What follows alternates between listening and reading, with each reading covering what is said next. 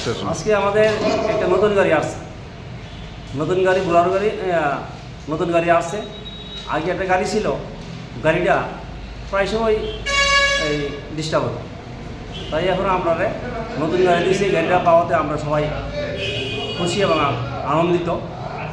আমরা বিশাল ফায়ার সার্ভিসে আগের গাড়ির থেকে কি এই গাড়িটা কি মানে কিরকম?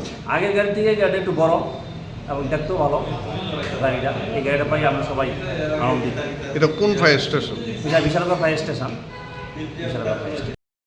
স্টেশন। আজকে আমাদের একটা নতুন গাড়ি আসছে, নতুন গাড়ি বোলারো গাড়ি, নতুন গাড়ি আসছে।